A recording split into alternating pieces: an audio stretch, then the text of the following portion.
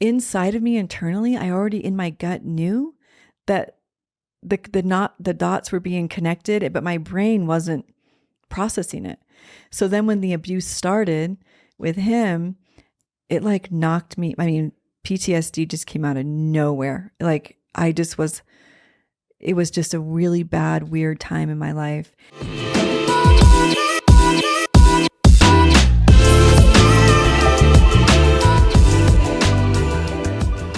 So, Emily, thank you so much for making the time out of your busy schedule to be here today and to come on the show and talk about your book. Yeah, thanks for asking me. And thanks for having me. I'm excited. Are you? Yeah. You're not nervous? No, I don't think so. Everybody is nervous. I was so nervous. You seem like a natural, and it's always been that way. So, yeah, I'm glad to hear it. So we'll see what comes out of me, but yeah. There you go. She's like, what filter? I'm like, to what degree? Right. So yes, we've got Emily Blossom here on the show today. Emily has a book out, and it's Mayhem Mixology. Cocktails of Dysfunction. Yes. It is got a beautiful cover, and Thank it feels so nice. Did you pay extra for that? Like that? I don't think so. No. It's like, you get the business cards and they're just, they're just, and then you can get that velvety feel. Anyway, I love it. I can't wait to hear all about it in person. I met Emily a year ago. That's right. I was at Engel and Volkers. The shop hadn't quite opened yet. I was working towards helping them get the shop open, and like the first thing we needed to do, I mean, it was open, like we weren't going to like turn anybody away, but we hadn't had a grand opening. We hadn't really, brought in the people that we wanted to bring in. We were looking for a principal broker. Emily is our principal broker at Engel and Volkers. She and I met, and with the help of a few other people, there's a location down in Ancestor Square. That's right. And here in Ivins. And she has grown the business. I've watched her. I have since left, but I have kept an eye on her. And I'm glad you're keeping an eye on me. I'm keeping an eye on you too. Of course. Wink, wink. Yeah. Yeah. And so just in the time that we were together, she did a great job recruiting. I was super impressed. I got my license there right before I left, and there was, and I don't think I've told you this, so I want to tell you, like, just the few times that you sat down with me in front of the computer and was like, okay, here's what I do on the MLS. You told me a couple of your tricks and secrets, and I use those. There's good. Like, we didn't get a lot of time together where you were mentoring me, but every single thing you told me, I continue to use. I'm not going to say them out loud because I've learned that don't some tell things the secrets. Yes. So I appreciate that you've, taught me some things that I continue to use today in my real estate. And I'm just really excited that you've done so well over there, because you have recruited a good amount of people. Yeah, we're doing really good. I've been there. I just passed my year anniversary, which seemed like it flew right by. And I love it. I love the collaboration. We have a good culture that we're building now. We are predominantly strong women, which is interesting. I remember asking the business developer in the very beginning, like, how do you feel about if I have an office full of women? And he was like, well, I'm kind of expecting that. I'm like, that's a good thing, because I tend to attract strong women. So we have a few men, but they're a little outnumbered right now, but it's all right. It's good. And everyone's getting along, and everyone's helping each other. And it's been awesome. I love being there. It's my passion to help others. Yeah. I'm not going to lie. The location is amazing. It is amazing. The shop looks, and it's a shop. Like there's certain verbiage that you use with Engel and Volkers. It's not common. Like, it's just different. It's unique. Right. It's special. It's inviting. It's down to earth, but very classy. Right. And so, yeah, it's standards raised, right? It is. That's our little motto. It is. I love it. So good job on that. Well, and I'm glad you're doing well wherever you're at. Realty One, is that right? No, so when I left Engel and Volkers, I went to Realty One. Realty One got bought out real quick. That's right, by Destination. I think And I love the new broker, Deo. She's amazing. She uses my TC company, but Callie was the broker there, and her and I were going to start a brokerage. So I was the owner. We were owner broker situation for a minute, and we just couldn't seem to get the momentum going. And I needed to be selling, and I was like, okay, wait, starting this business is taking away from me showing homes. And so, about 3 months into that, I realized I just need to be selling homes. And funny thing is I have a broker from California that her name's Holly, and I convinced her to move here. Oh, that's cool. She's been here like 2 months. Anyway, I got Sand Hollow under Address by Design. That's her brokerage. So she's got a brokerage in California, and now my daughter's under that brokerage in California. I'm under Address by Design, and I got Sand Hollow to pick up, we're the broker there now. And all of this has happened just in the last couple months. In the Sand Hollow Resort? Or the whole resort, yeah. Very nice. They were with Red Rock, and Red Rock still does the leasing, but now the broker on record for the sales of the land and homes is Address by Design. So I'm with Address by Design now. Good for you! And congratulations! That's awesome. Right now, I have 18 sales for this year. Good for you. So far. And I have a couple that I'm hoping to get in and close before the end of the year. So my goal is 20 for this year, which... That sounds doable. You got plenty of time. It just shocks me. But anyway, enough about me. I want to go back to you. Okay. I want to hear about your book. Yeah. You were actually, when we first met a little over a year ago, you were telling me about the book. It was about to come out any day. It was like 2 weeks. And so, right. I'm excited. So I'm a indie author. So I'm self-published. So I self-published. I created the design of the cover. Everything, I've done it myself, which has been quite the experience. And what I did is I actually wrote a romance series first, like a little romance series, and put it through the test. Cause I was like, well, if everything goes wrong, it's on something I don't really care about. And it actually went really well. I put it all the way through Amazon. So it's out there selling. Book. So this is technically my fourth book because that was a romance series. Oh, it's fiction, and I don't know really you talk were about it so that much because it's like, but it's always been my dream and passion to write my story. And, in 2023, well, I started writing my story in 2018 because I'm a domestic violence survivor.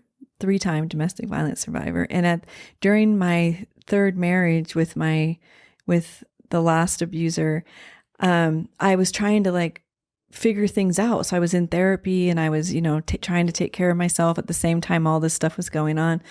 And I was still selling real estate as well. So and you have a son? I have a son. I have 3 sons. Okay. Yeah. So I just remember 1 for some reason. Okay. So you have 3 There's sons. just 1 still at home. Yeah. Okay.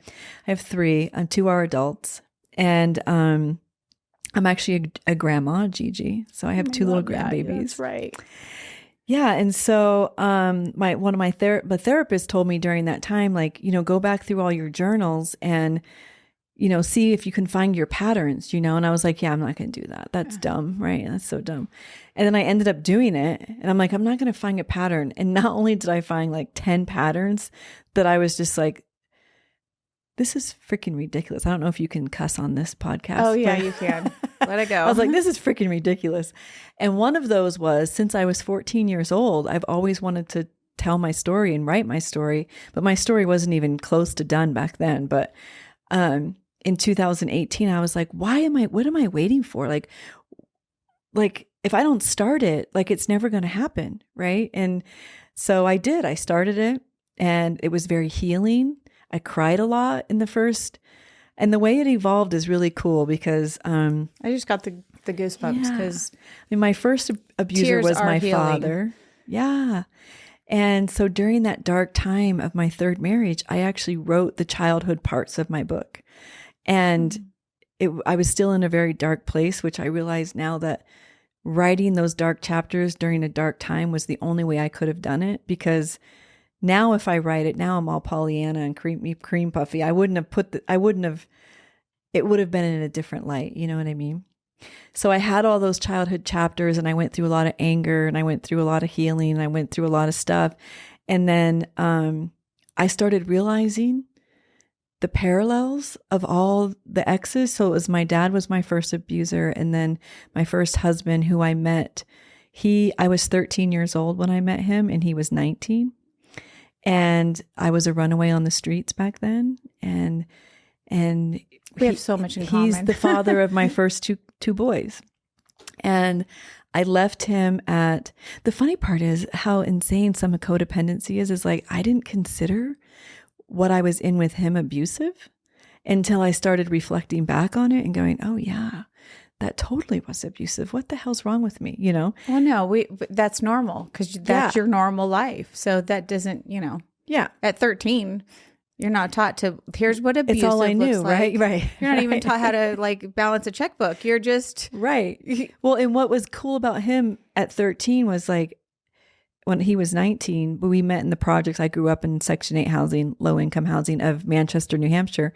And he became my protector. He was the first man in my life that looked out for me in a sick way, and he protected me against my father. And that's all I cared about. It was I don't want to say big brother, but he kind of was, because he was just that. It was a blanket, he had my security back. blanket. Yeah. Right. He felt good. It felt good that somebody was looking out for me for a change, And so we were together till I was 24. And then you were 13 to 24. Okay. So 9 years. 13 to 24. Yeah. 11 years. 11 years. I think 11 or 12 years. Yeah. And then I left him in Florida so I went from New Hampshire. I followed him to Florida. And that I talk about all that. But what was interesting in 2018 is that my third husband, so 25 years later, so I met my third husband in 2017, and I had closed the door on my past. Didn't want to talk about it for 25 years. Didn't talk about it to anybody in real estate. Well, what happened to the second husband? So I'll get back to him. So the second husband is in book 2. Okay. But book 1 is about, when I realized with my third husband, I started talking about my childhood all of a sudden. And I wasn't realizing that I was relating because he was so charming and loving. And I thought he was the love of my life. And it was like the wolf in the sheep cloth. You know what I mean? And I couldn't put it together, except I kept saying to him, why do I keep talking about my dad with you? I don't know why I keep talking about this. And I didn't realize that I was already starting to get PTSD. Things were already inside of me internally. I already in my gut knew that the dots were being connected, but my brain wasn't processing it.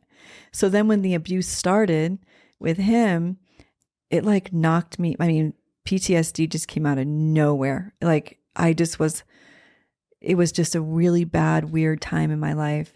And that's how I kind of set the book up, was that the parallels, I realized during that time that if you don't deal with the past, I closed the door and had little Pandora's box, my little 6-year-old, my little rebel 14-year-old, and then my 24-year-old.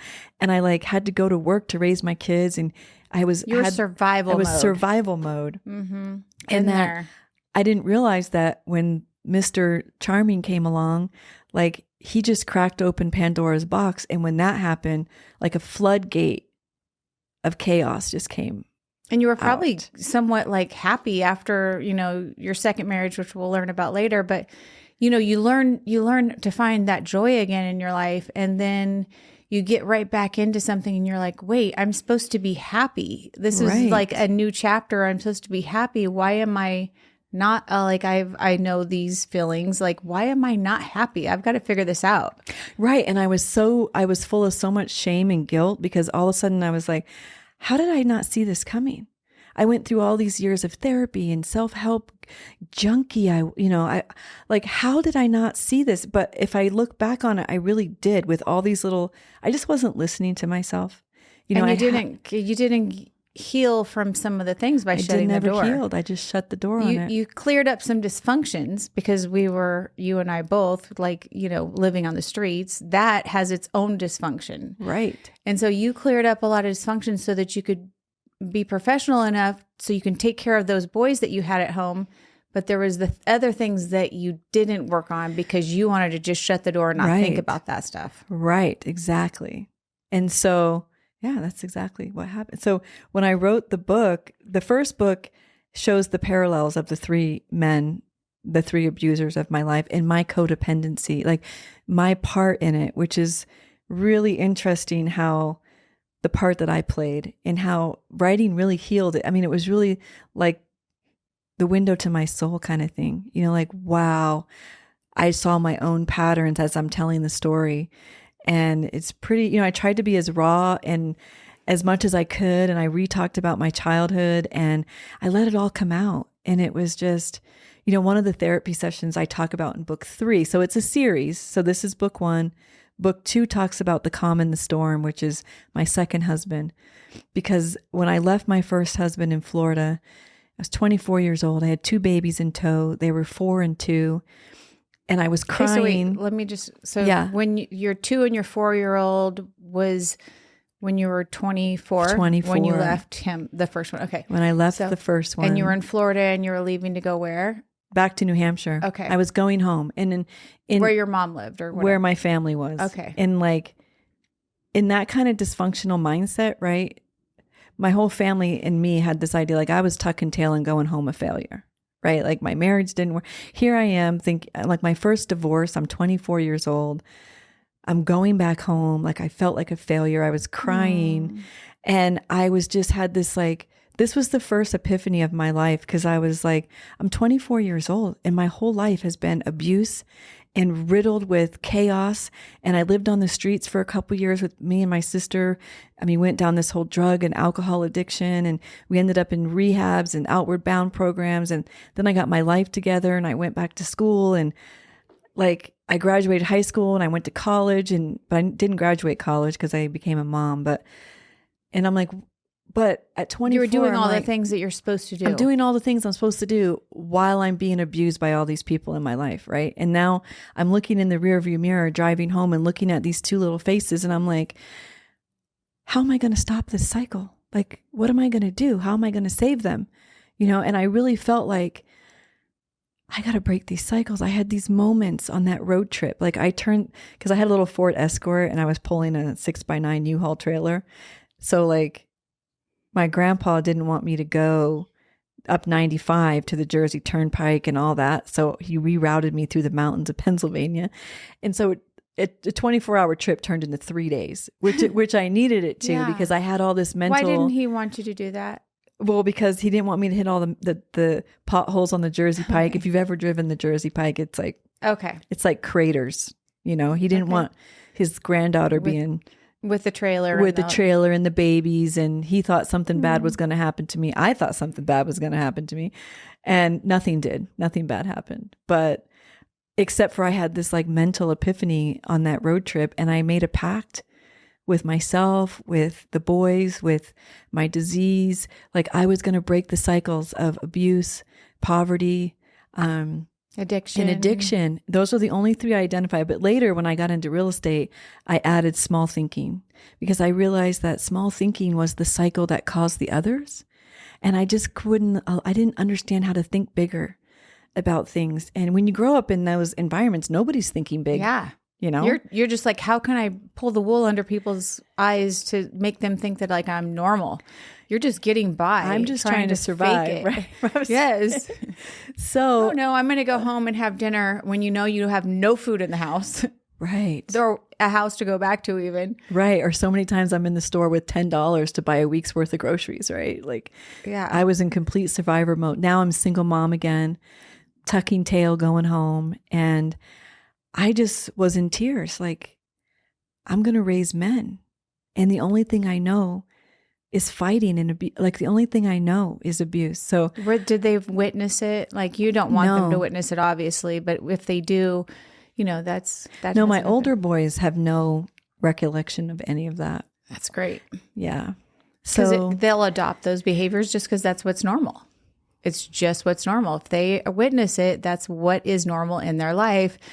And they feel like, that's what they're supposed to do. And it's a shame because those men that abused you, whether it's physically abuse, verbally, I'm sure they had that in their families. Yeah, they did. My dad was just another abused child, so was my first ex-husband. I mean, we were all just broken kids, raising babies and trying to, so I wanted to break the cycle. You didn't want that for your boys. I didn't want that.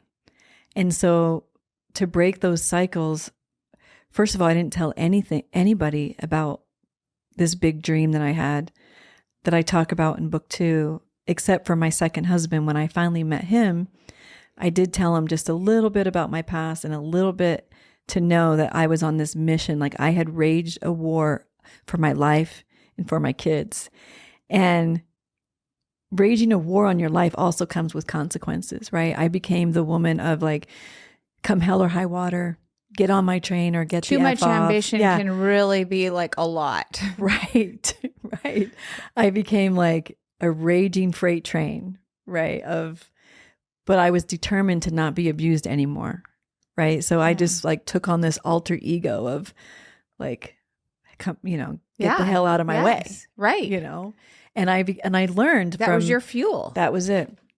And I feel like I'm like reincarnated Joan of Arc, like I put on my shield of armor, I raise my swords, and I'm like, enough, and then with my second husband was like the common storm because I mentally picked my second husband. He was not my type. My type is a narcissistic sociopath, Mm-hmm. and so I had to like steer away from that and like mentally choose. And I love my second ex-husband. He's the father of my smaller child, my youngest.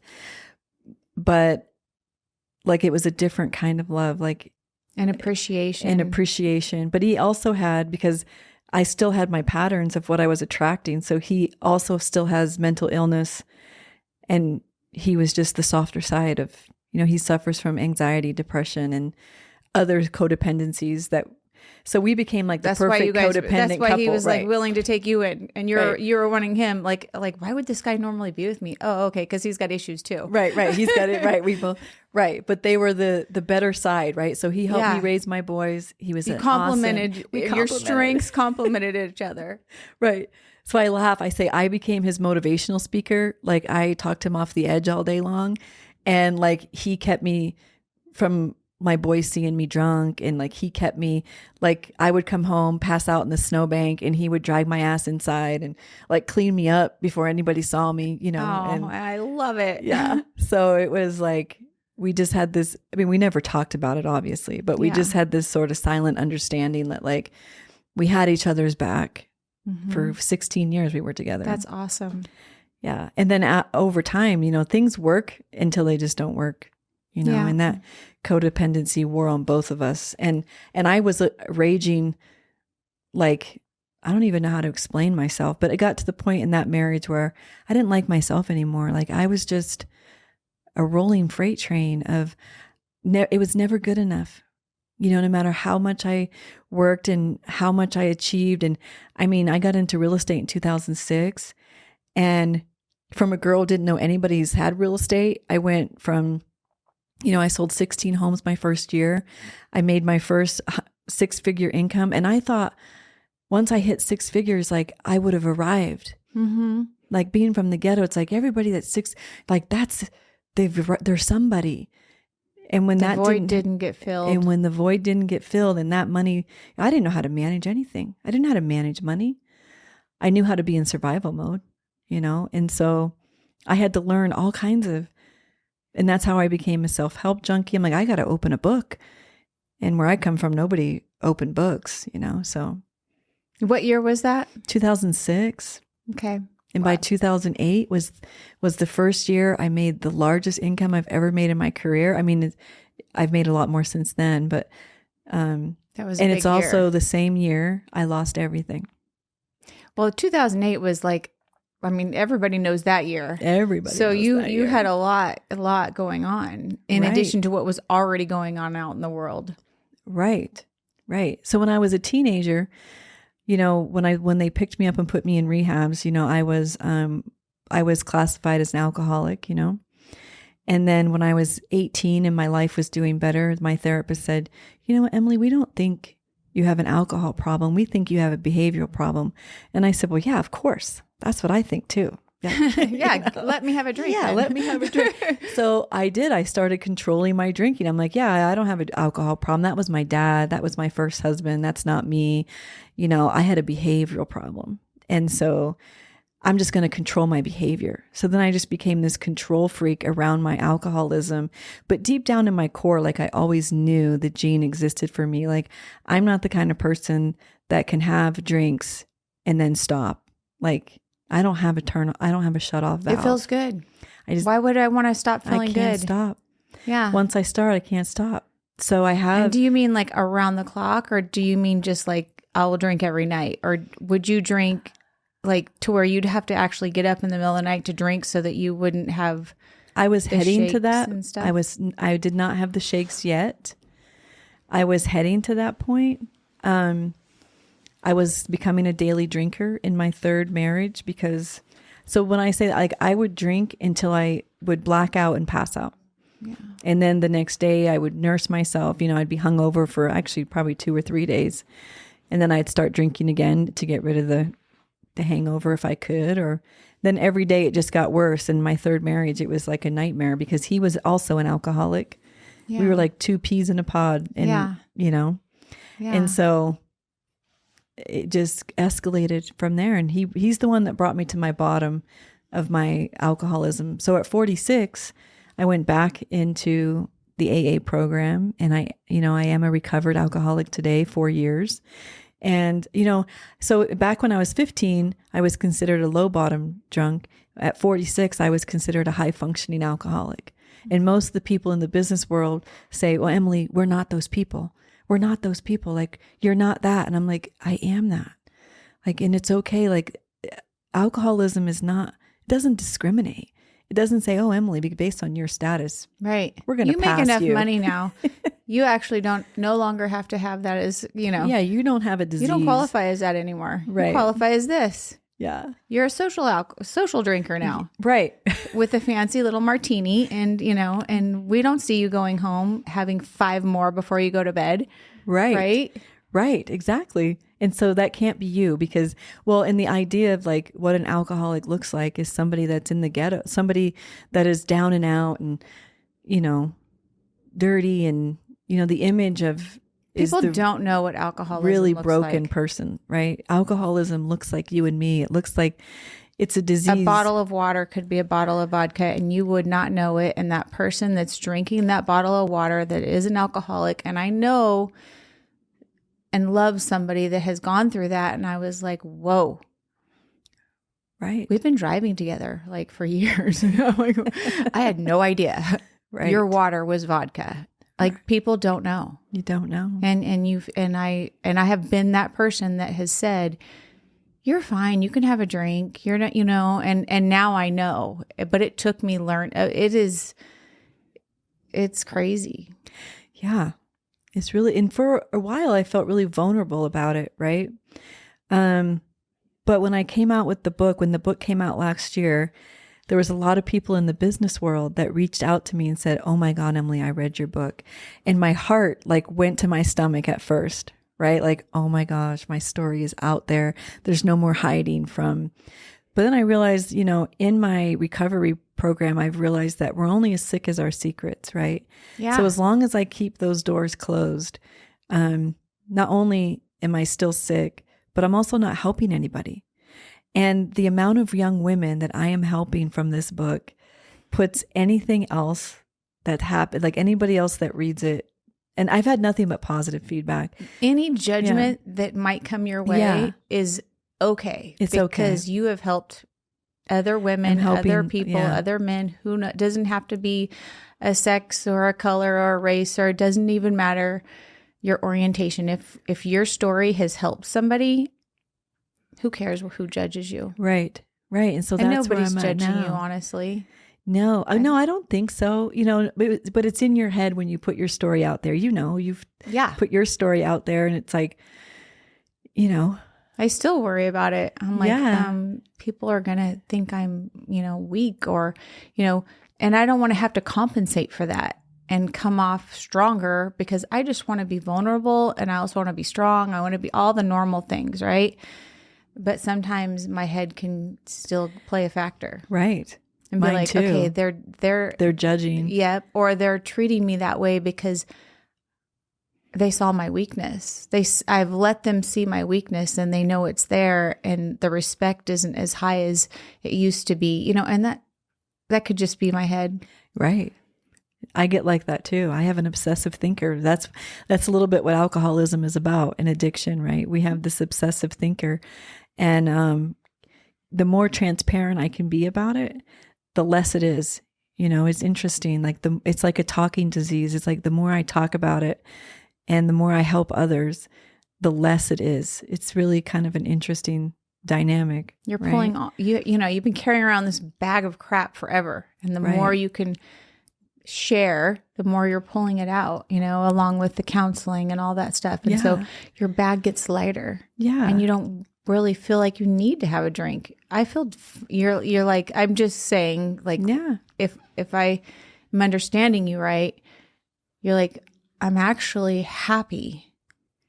Where before those drinks were what I thought was causing me joy, but now my joy is natural. It's organic. It's organic, right?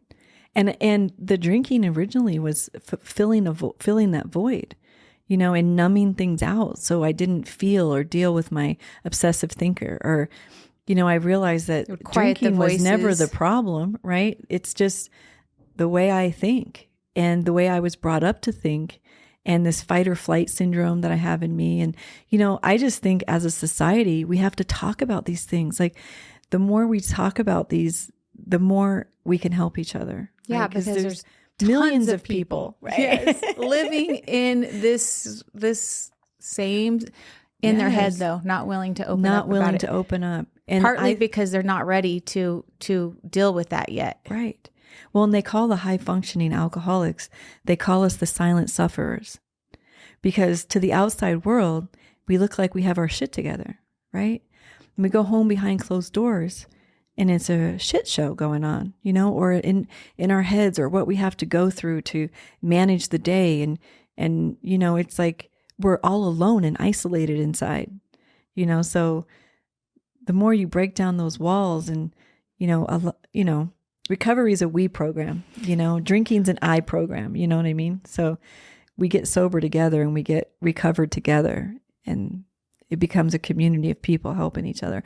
And that's what's been awesome. That's been the best thing that's come out of the book, is just being able to talk about my story and help other women. And I help anybody really, but women's been my focus just because that's my experience, but yeah. I love it. Yeah. I think that it helps other people know that they're not alone, and that, you don't know what's going on in other people. You think everybody else's life is just fine and perfect.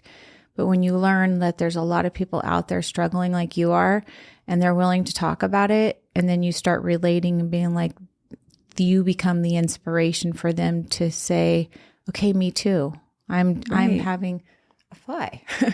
Me too. I'm going through that. Wow. And look what she's done with her life.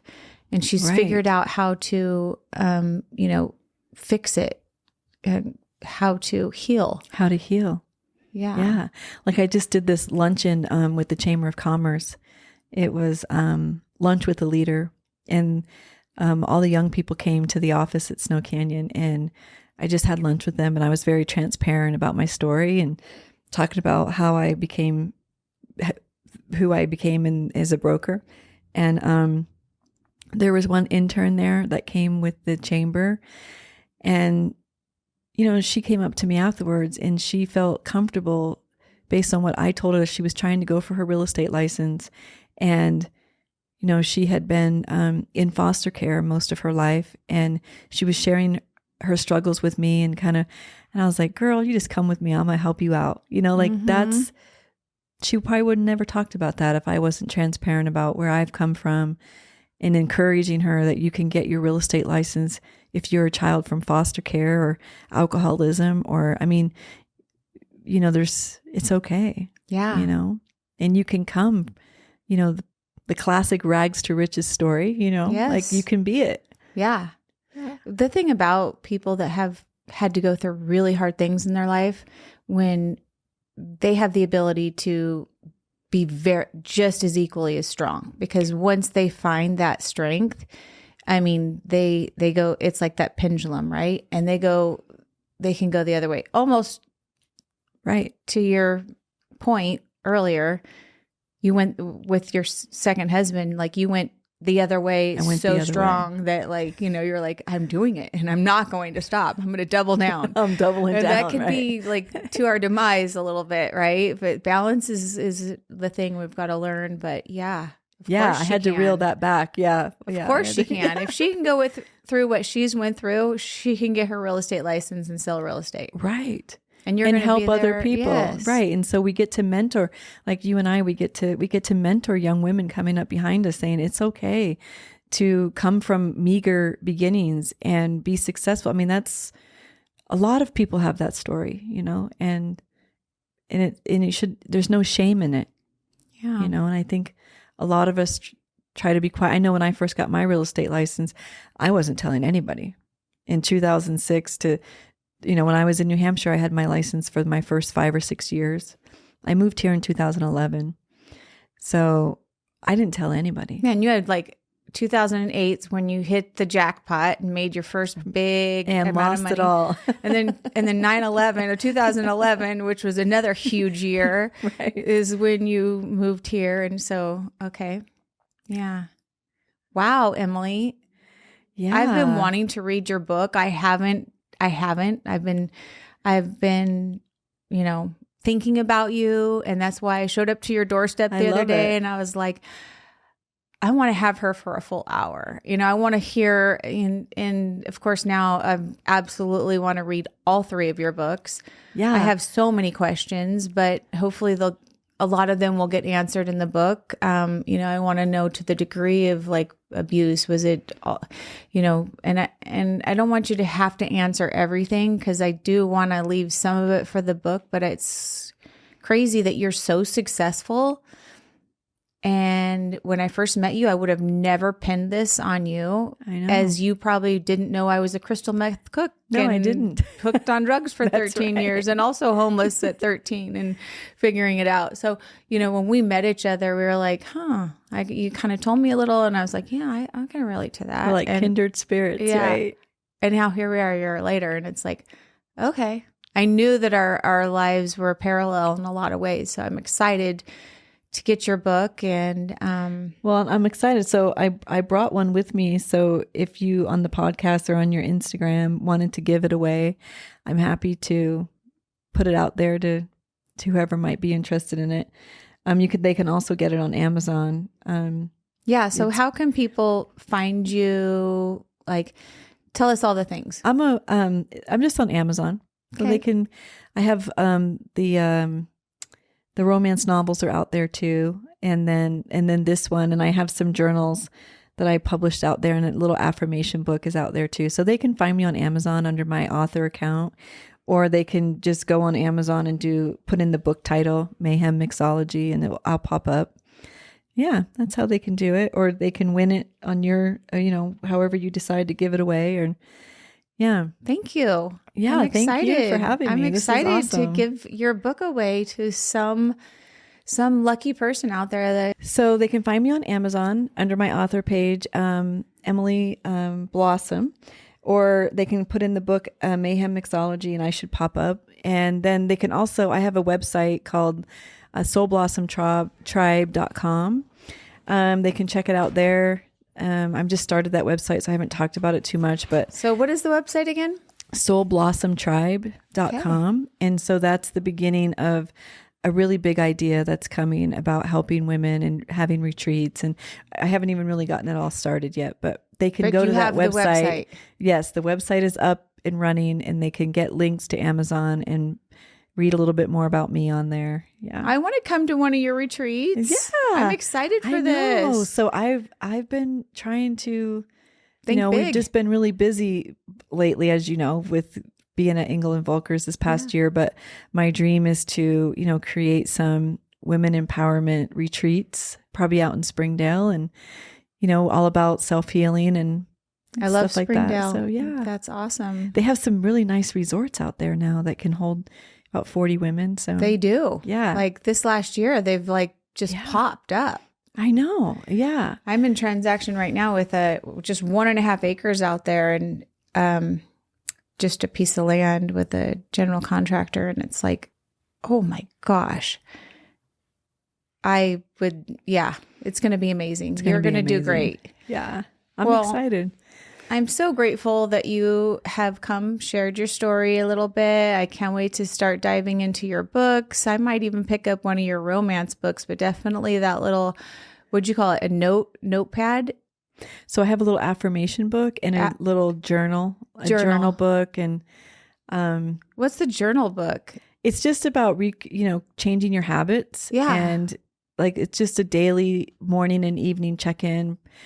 Somebody who doesn't really like journaling, like full on pages, it's just little, like checklist of, here's what I did today. Here's how I'm feeling, emotional check-ins, like just daily, asking all the right questions. Just little check-ins, little things to fill out about goals for the day and what you've achieved for the day. But it's really what's intended for people that aren't really a writer, Yeah. Like me, I could sit down and write 3 pages in 30 minutes, but some people aren't like that. So I created that for I like those kind of books. Yeah. Like, okay, here's a relationship book and we're going to say what we love about each other and whatever. And it helps you keep on point and remember it and see it. It's in front of mind. Yeah. And I have a little affirmation book out there called Soul Blossoms. And it's a 30-day little book intended for women that have come through the beginning of recovery. And when I was in the beginning of my recovery, I just wrote all these affirmations and poems and like just food for thought. And so I just put it out there to share it. So that's out there too. You have really, really leveraged your last name. Yeah. Well, my last name was something I invented. So Blossom is something I named myself. Really? In 2020, when I divorced my third husband. It actually I went on a silent retreat up in LaSalle in the mountains of Moab. And I came down from that mountain and asked my second husband for a divorce. But while I was on that mountain, because we sat in silence for 3 days and it was really awesome. But I had this inspiration that someday I was in the middle of becoming Emily Blossom. And everybody I told was like, you can't do that. You're going to go back to your maiden name. I said, no, I'm not. Every name I've had has been another man's name. I'm like, I want my own name. Wow. And so Blossom was, and the attorney I was working with, he's like, you can't do that. I said, write it on the paper. I'm doing it. And so on my divorce documents, because it asks women, what name do you want to take after the divorce? And I just wrote in Emily Blossom, and they rubber stamped it. So I legally became Emily Blossom. Check this out, on February 14th, 2020. I love that. Right? The day of love. It's my little self-love. And so I've been Emily Blossom for going on 5 years, and I will stay Emily Blossom till the day I die. But your own identity. Yes, my own identity. Mm-hmm. I love it. I love that name. I'm Thank so you. happy you shared that, because I would. Yeah, it's really signified my life, right? Like I blossomed into the woman that I am. So that's the name that means. I wanted a name that was fun. I wanted a name that like described who I was in my life, and that just came to. Now the first person I showed the name to that was a stranger outside my family was a librarian at the St. George Library. And she looked at my license, and then she looked back at me and she looked back at my license. She goes, that is the coolest name I've ever. I'm like, that's it. That's my name. Yeah. So yeah. That's my name. That's my name. That's who I am. Yeah. That is so cool. Oh, I just love that. I love ending on that. Like hearing that is so cool. Right. You inspire me. Well, thank you. I'm so proud of you. Like, I'm so proud to I don't feel like things don't happen by accident. Right. And I think meeting you was just one of those things that I was meant to do. And so thank you. I think we are connected. We are. I mean, look at it. I hadn't even said hi to you or text you or done anything. Next thing I know, I'm like, I'm going to be in your neighborhood. I'm going to stop by. And that was like 3 days ago. I'm all, Right. You going to come on my show? And here I am on a show. Yeah. I love it. Well, I want to give you a hug. Okay.